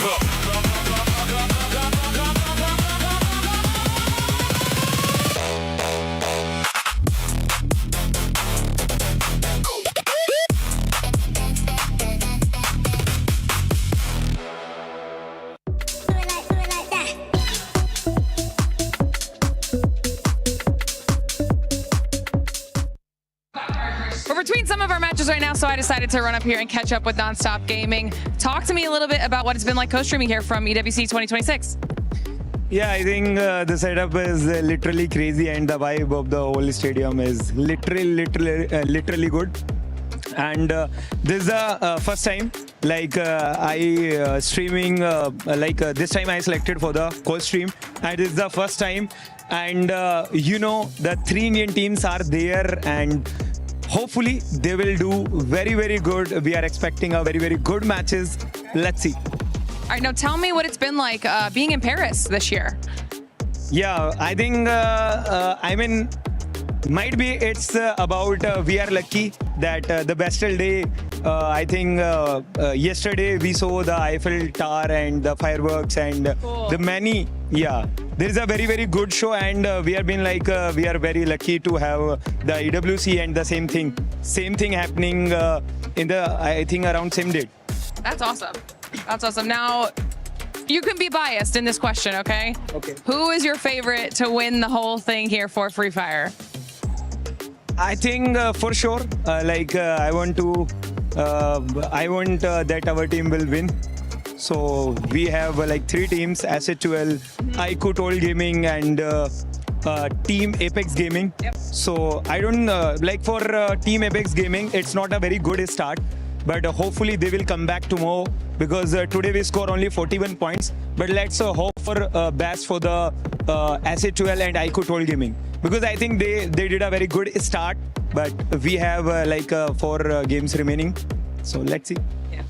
We still have not only 4 games remaining in this, but lots of gameplay left so far in Free Fire. So we'll have to see how everybody does. And I don't want to take you away from your chat for too much longer. So thank you so much for chatting with us. Thank you. You know, enjoy the rest of the series.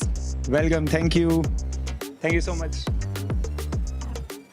Well, it's Lace and Kachita here to bring you more of the storylines from Free Fire. And I think Buriram United Esports better watch out because MIBL just got their second booyah. Yeah, that was amazing. 3 games and 2 booyahs. That is quite something for MIBR. But also, we need to talk about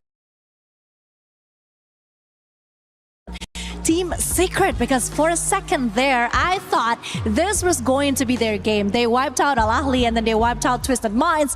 And if I remember correctly, they won the FFWS Spring 2026 by getting consecutive booyahs, back-to-back booyahs. And I thought it was something that they would actually achieve again on the 3rd game. But unfortunately, that wasn't the case because MIBR are surely the strongest contender now. And I mean, Team Secret and Twisted Minds kind of are forming this little bit of rivalry, if you've noticed. In those first couple of matches, it was them in that final zone. Then in that previous game there, they had an altercation in kind of the northwestern side as well. But it looks like Team Secret just have that little extra secret sauce to be able to take out Twisted Minds, and they don't seem to get their footing.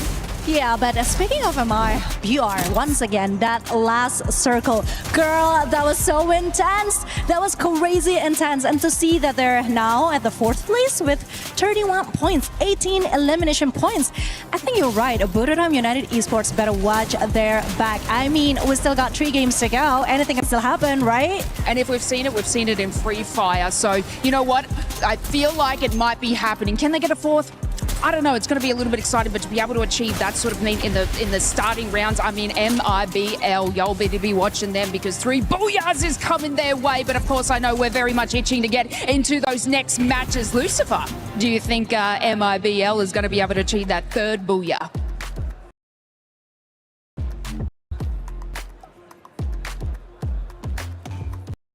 Yes, there could opportunity here for MIBR. They've been looking really good, and the action that they brought in themselves on the top of the charts, a total of 62 points, 37 eliminations, and as you guys already pointed out on stage that maybe Buriram might have to watch out.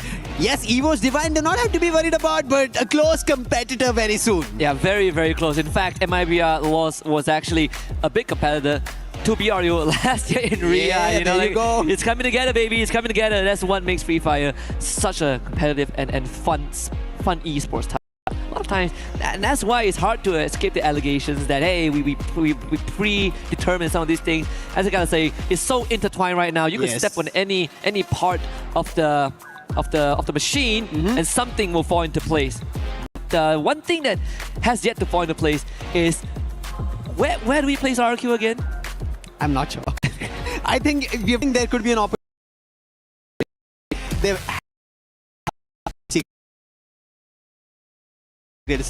got lost on the other end on a spree. Looking forward to Yago of how he's been sniping across, and Fluxo almost getting to all the top 4s in the final fights. And we did say that the second half of the matches for Group B theoretically should be ID favorite. Theoretically should be RQ and Team Vitality that gets put under the microscope again. Nextera, Kalahari Nextera. It starts with fear. And honestly, I think on Nextera, I look at RQ. We're not looking at number 1 placement stats, but it's good enough, right? It's good enough to suffice for RQ to give us something to be happy about. I think same for Team Vitality. Lion going over to Intellect Center, a very less desired spot. But we also have S8UL against Straw Hats. Actually, Straw Hats are very spread out. Yeah, it's a very unfortunate, very early clash that we're seeing at Deca Square happen right now. And Straw Hats are already looking at the bottom, and it seems like it could be trouble. But as we look at our stats, we can see S8UL are the ones who are dropping the numbers, and S8UL, they are also close to those bottom 2 that we've been talking about. And teams need to now start worrying, because as we have reached the halfway mark, doesn't start jumping in to figure out if they start losing, it is trouble. They'll miss out on opportunities. They'll miss out to getting back towards the top 4, or at least staying in the 10, because if they're in the bottom 2, they will be eliminated. Yeah. I think at least in this case, we saw a bit of a disengage. That spot was taken over by RQ as they fill in the void. So now RQ is Straw Hat's problem. S8UL escaping with 1 remaining member. Pincer Tech coming in. We get a quick replay of this clear clash that we saw on the radar. And unfortunately, S8UL just just hit the ground running slightly slower. Yeah. And the mini Uzi can make a lot of difference in this early game. And unfortunately, these 1v1s didn't really go in favor of S8UL. Straw Hats coming out on top with 3 points. 4 points, in fact. I think there was a better rebound between the players of Straw Hats and especially their abilities, their skills coming into play. But right now the action keeps striking. Straw Hats did not have enough time to get back their resources to go for the fight, and RRQ, they had enough time. They're picking up the players. They confirm 2 of them and get 2 eliminations. Nil is also stuck, Riptide Rhythm, and that is going to be his defenses blown open. And with that, that's going to be a 3rd elimination. And we were mentioning, where do we place RRQ? This is where, always looking at eliminations, they somehow find it. Placement points is something that they have to add on to this aggression. I mean, they're the masterminds after all, right? Maybe they have some grand plan that we haven't figured out just yet. And for a good reason, because if we figure that out, we probably would know the results. Maybe India Multiverse RRQ, somewhere out there in the wild, they have it all planned out. But Team Secret is a team that started off slow, but the past 2 games have had great performances. Maybe not so great in Game 3. They did kind of fumble in the middle, but we also got to give props to the teams that took them down, right? MMBR Lost was quite the force. Total Gaming as well, finishing 4th on that map. As I say, Total Gaming, Mafia shows up on the feed, taking out Bunny. Fluxo also in that altercation, as Diamond gets gunned down as well. Team Secret with the 3rd. It seems like a lot of flurry eliminations are happening. Vitality also picking up on Fluxo, MT7 out of the play, but instantly Vatsin gets the player revived. So it's just back and forth for the time being, and the player who just got revived just got picked mid-air. So Fluxo have another effort to add on to go to the vending machine. But Mafia, the man who picked up the elimination, spots another opponent right in front of him. Riptide Rhythm being used, but Extra, he's better because he had the max 7 and his teammate as a backup. And Mafia's down. So Total Gaming having this separated approach did not work for them to get another additional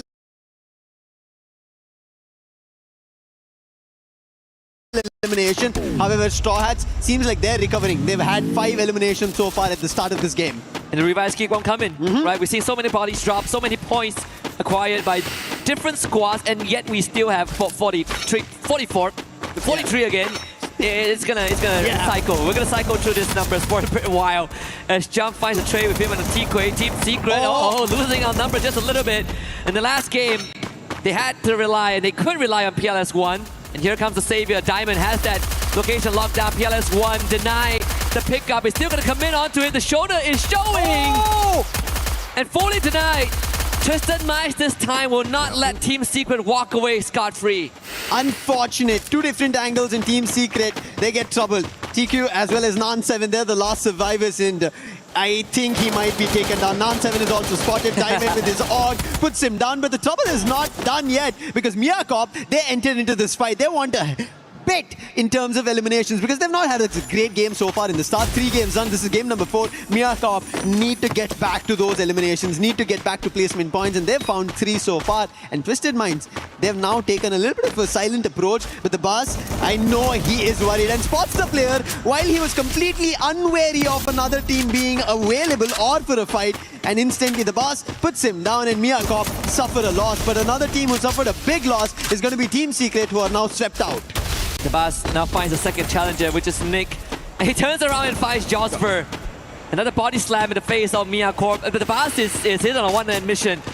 John Wick style here. Can Nick find him though? I mean, the boss could still do some heavy damage, and all with the absence of his teammate. So can you imagine the amount of chaos they could rain on Miyacorp when the rest of Twisted Minds complete that rendezvous in that area? MIBR lost, playing on the outskirts this time, at the coastline. S8UL in front of them, and Rick B relays that information. The Dinoculus spawning slightly ahead, confirming the presence of no one. So now they can focus on the members of S8UL. Oh no, big trouble. S8UL Esports already receiving big damage. And MMBR lost closer than they think. Rick B, he puts the player down. He knew what was happening. So he had already gotten closer to the haystack. And as soon as S8UL decided to maybe go for a flank, the player instantly gets shut down. And Troll and Jack are now stuck in a building. Bunny way too far to help out. Troll will be taken down. Jack will be very soon found out. And Bunny, all he can do is run away, go for a revive. But Jack is thinking he wants to step out. Maybe look forward to an approach if there is save. But I don't think there is going to be a save button here for his teammate. All he can do is try to buy time for Bunny. Yeah. And as long as Bunny can get out and get that revive, his job is done. Jack putting up a valiant fight. The result goes over to MIBR lost 10 eliminations already. Just short of minute 7. We just see the standout player was Yago in the previous game, who clocked in 9 eliminations on his own. And so far, I mean, MIBR loss have been outclassing Fluxo, right? I mean, yeah. As much as, again, I'm big fan of Fluxo, big fan of the legacy. Recent times, MIBR loss, ever since the loss in Riyadh last year, has really fueled something in them. You see the fire burning. And not to mention with Yago's addition to the squad, this team has powered up. Big time. And we might be looking forward to another opportunity for MIBR loss. We saw the stage also talking about the same thing, but one team that I do want to see who have opportunity is going to be Lion. And now they spotted Joel. And he was just out in the open running across these tracks like he owned it. And Lion instantly put him down. In this game, Lion also has 4 eliminations. Seems like they are trying to move in the direction of finding a lot more elimination. But I'm surprised that we've not yet seen any elimination from Gamez or Games King, because he's been the MVP for their team. Rather, it's been Hax who's been picking up the weights on his shoulders. Yeah. And it's something that I think they need to dig deeper to find, right? In this case, they could start with getting solid confirmations onto Team Vitality. Makes it 5 now. Again, you call back to Games Kings last year on the world stage. He has been a pillar of his squad. One of the youngest player in the entire tournament, but also one of the most gifted long-range players in a meta where snipers were sort of shoved aside, and he was the bright star. Right now, everyone is looking at him and all eyes are on him, and yet still leaving more to be desired. Axe tags kind of trace himself for 1. Total Gaming up to 2. Launchpad available to disengage from Lion. Lion now getting hit upon by Total Gaming. Shanky puts Joker down, but quick trade coming in from Gamez. That's not going to be a confirmation. Oh, finally it is. So they do also lose a player. So even Total Gaming had to go for a quick revive. And Vota is the one who did that. Lion on the other end, they want to chase the player who went for the revive, the vending machine, and it's going to be Vota. He gets spotted. Winchester in hand for Hax, but he gets taken down with a rush coming in from Vota. And Vota all alone trying to hold himself off. Now Games King, he's closer, and Vota will be finally taken away because Joker from afar with the sniper puts him down. Yep. Good attempt there from Vota to really keep Lion pinned down for the rest of his team to kind of recuperate themselves. So he gets revived regardless. So TG back to full force. This game again slow. I mean, game 3 was the game that had the faster pace. Yeah, it did. Now we're slowing down a little bit. I say we slow down just because we still have 39 players in the lobby. We cycle through plenty of reincarnations at this point. We've only lost 2 teams, Straw Hats and Team Secret. But everyone else pretty healthy. This lobby of Group B itself tells you of how different from Group A this entire set of teams are. Yes. Because there, everybody was very hungry for eliminations, fights, back and forth. But here, everybody wants to read each other, understand each other, because they all know elimination is not the biggest threat, but it's about going into the finals directly. You mentioned about it. Miss that survival stage 10 games and walk into the finals, prepare better strategies and be ready for it. That's what they're eyeing for, and that is getting difficult for the teams to figure out, even though we are at game number 4. Yeah, even when we look at the numbers, so far some of the accolades of these players, right? Yago, 3rd in line with the most eliminations. He has 13 in total, and 9 of the from the previous game. Total Gaming now facing RRQ. Wota, who just came back into the lobby, got removed again. And Total Gaming cut down in half. 4th here. And they're not in the best of the position. Revive his position, compromise. Fluxo are going. He can't do. Then another casualty strikes, and there it goes. The players in mid-air, Al-Ali, they pick out Vota once more. So nothing is working here for Total Gaming. Aztec, the man who went for the revive, he will also be taken down, and the bell is not ringing in the favor of Total Gaming. They were closer in the previous game, but in this game, they're able to figure out what works in their favor. But Vitality, they had to figure out, made a jump, but right into the crosshairs of Twisted Minds. 13 eliminations already, and they're looking forward to a lot more. And with the VSK, Exposy gets 1 more added to the team. Bit of a distraction there that could give TG a breather to pick themselves back up and kind of put the pieces back together. But 11.5 minutes in-game time, there's really not much space to work around as Aztec gets brought back. Twisted Minds looking at 13 eliminations. RQ sitting right across. And also Fluxo in the vicinity as well. We did see the circle earlier on, centering around Boxing Gym and Decker Square, where MIBR Lost has basically hunkered down on the southern side of the safe zone. It could give them a good entry, get a couple of points under their belt, but I'm looking at Al Ali again. Yeah. Last game was the only game that they didn't make it that far, but now, in the 12-minute mark, Al Ali will have a good chance to prove themselves once more. Right now, before Ali, we have Fluxo, who have another challenge. They've always looked closer to a Booyah, but they've never converted yet. This is game number 4, match number 4 that we're witnessing, and they still are trying to figure an approach where they'll be successful. But look at Lion.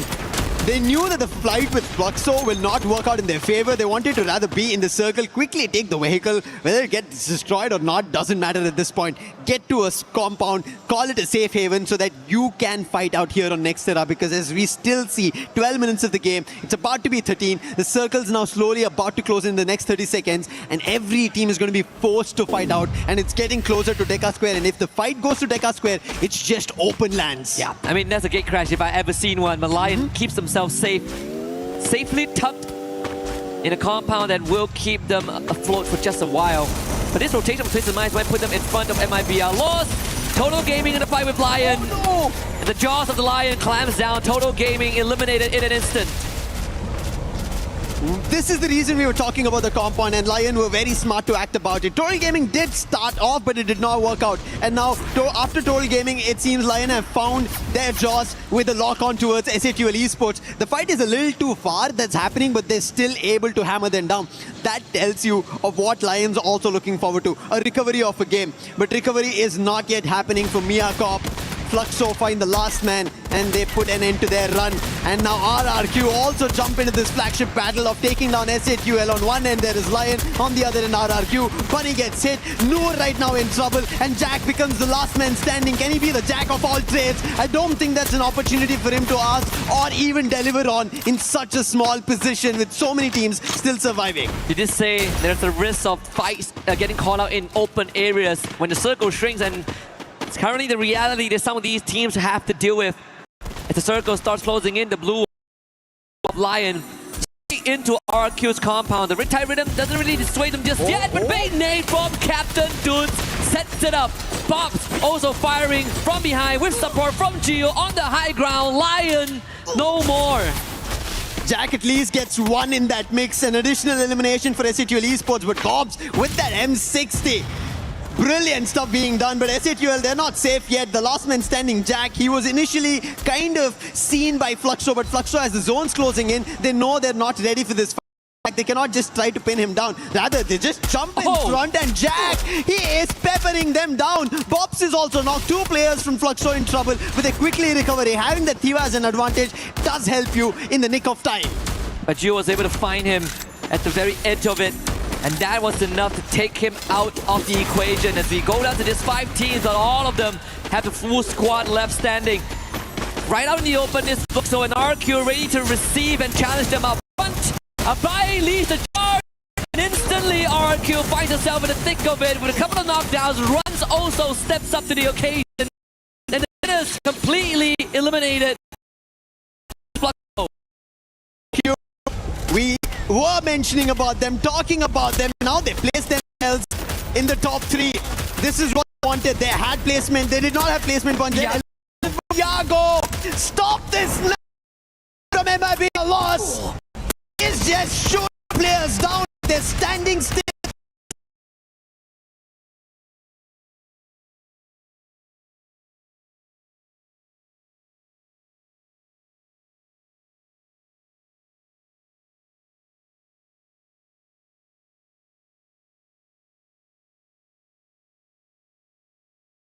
Standing still targets. One more. Remind gets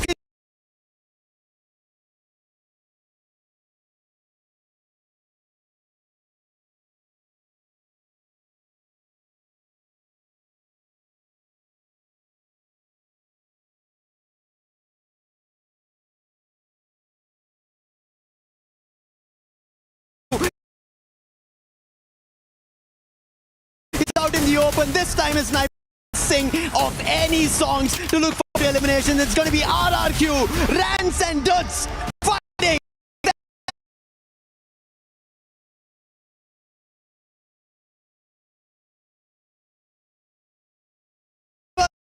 Apuya for Indonesia. And the captain holds the hands of the young blood and leads him to the first Apuya on the world stage. And that is the exact motivation that you need for RRQ. And unfortunately, to show something that needs to be kept in check, because we've seen them in the top four. We've seen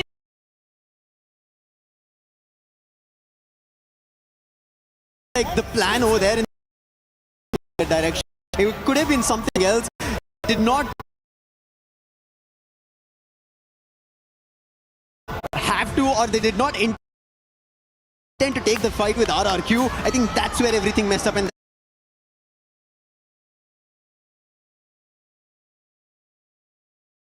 that is the reason we see the player a little bit heated up. That is not what we wanted to do.